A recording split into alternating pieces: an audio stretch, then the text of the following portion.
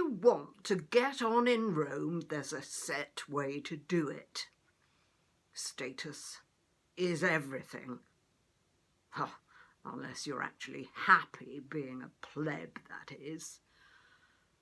There are accepted ways to climb the ladder. I was just a middle-class lad, so naturally the way to public office and social advancement could only be via the military. Soldiering wasn't really for me, but it does teach you discipline.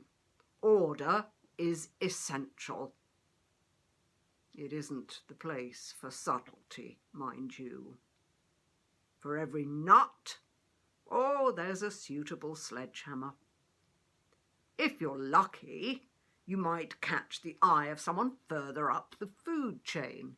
In my case, that was someone close to the emperor himself. And that's what propelled me to this appalling province. You don't get a choice. But making prefect, that isn't to be sniffed at, even here. What's wrong with it, you ask? Well, you'd better ask my wife. She absolutely hates it when we must move up to Jerusalem from Caesarea on the coast. It's so much more civilized there. A proper Roman city, whereas this place... And the journey.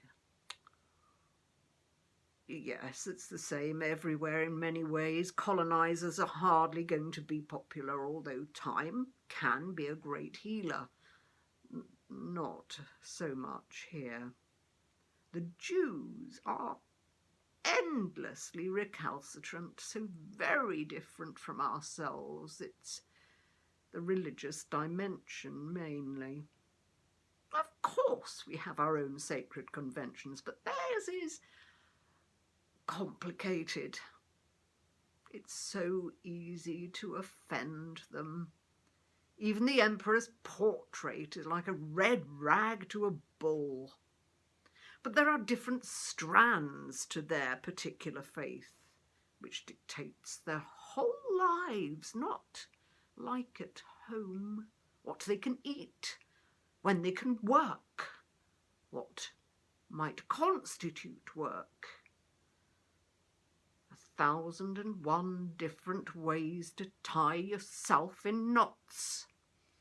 There's the strict ones, the Pharisees and the Sadducees, I think, and odd little sects, hole up in caves, and then there's the Samaritan question.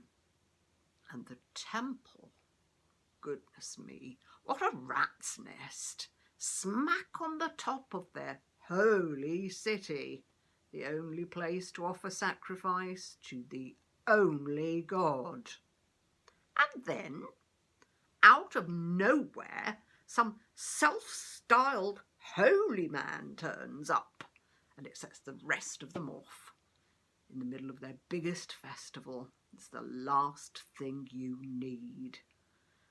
That Caiaphas, high priest, he's an arch manipulator in the name of the greater good. I know his game, even if I don't understand these people at all. I wouldn't be surprised if he had an inkling what pressure I am under.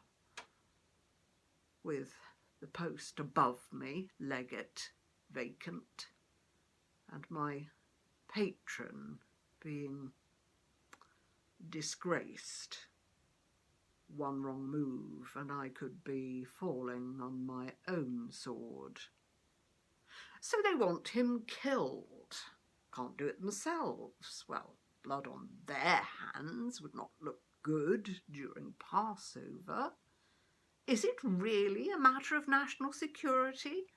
They drag me away from breakfast to deal with him, and he's so small, insignificant, taciturn, but not afraid. Don't quote me, but I found him, interesting, philosophical. Not that I normally go in for deep thinkers. Perhaps being interesting is against their law then. Nothing would have given me greater pleasure between ourselves than acquitting him. My wife was unnerved about him, so I even offered one prisoner an amnesty, consulted the crowd, carefully calculated. But it backfired. Barabbas, an absolute head case. King. Quaint, old-fashioned notion. They still have Herod, of course, but less said about him the better. Perhaps that's why. But this one cares nothing for power despite all his fans. He said I only had authority on heaven's say-so. Honestly, you'd think he wanted to die. I'd sooner save him than slimy Caiaphas, with his thoughtful assistance in the legal and governmental process. You have to pick your battles, though, you know. If this Jesus, was it, wouldn't play dice with me, I had to give them what they wanted. I couldn't see the threat myself. But if crucifixion was suddenly acceptable, desirable even, who was I to deny them? I hadn't come this far to wreck it all with riots. Certainly not just now. My fault. I gave them what they wanted, even him. Then I washed my hands of it. A week from now, nobody would even remember this pathetic little creature. Just one more cross, he was a nothing. My name will go down in history, the first of the Pontius clan to be somebody. True and humble King, help us to worry less about others' opinions, to have the courage of our convictions, to stand up for truth and justice, not to go along with the crowd, to think and pray and listen to your voice, aware that there is more than just this life. Amen.